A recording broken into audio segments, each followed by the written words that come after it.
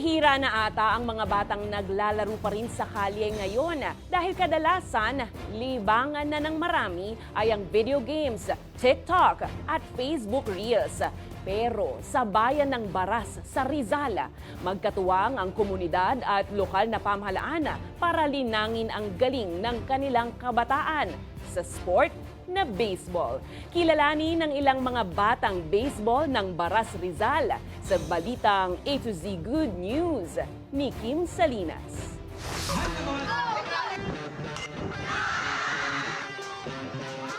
Iyawan at palakpakan ang natanggap ng isang batang babaeng baseball player matapos makapag-home run sa kanilang championship game sa Baras Elementary School Field sa Rizal nitong weekend.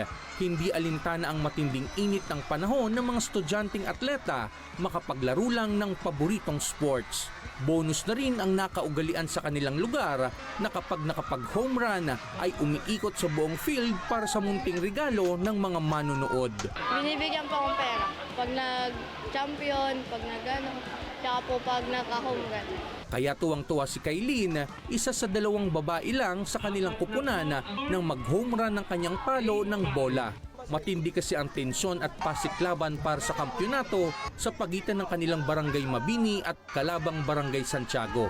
Ayon pa kay Kailin, malaking tulong ang baseball sa kanya at kanyang pamilya. Pang gastos po sa araw-araw, tsaka po pang bago. Makakakuha po ng mga kaibigan ng mga kusaya, tapos po magkakapera.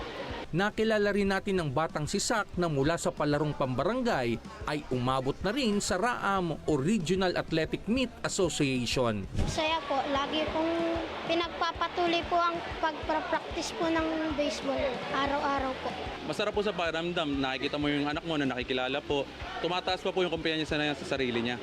Kaya naman, ganoon na lamang ang suporta ng lokal na pamahalaan sa larong ito na hindi nawawala ang taunang palarong pambayan. Ang aming layunin na makapag-produce kami ng mga player na i-represent namin sa provincial meet at ganoon din sa regional at sakasakali sa palarong pambansa.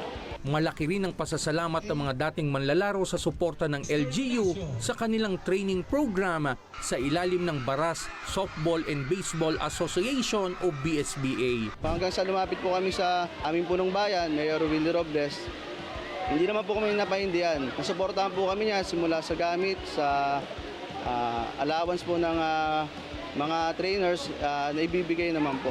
Under 12, ibig sabihin mula sa grade 6 pababa, minsan na umaabot ng 8 years old yung pinakang bata.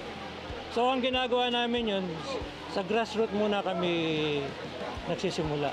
Sa huli, nagbunga ang disiplina at matinding pag-iensayo ni Kailin at Sak kasama ang kanilang teammates matapos itanghal na kampyon ang Barangay Mabini sa score na 18-11. Pero kung tutuusin, wala namang umuwing talunan dahil sa pamamagitan ng sports ay nalinang ng mga batang atleta hindi lang ang lakas ng katawan kundi katatagan ng isipan.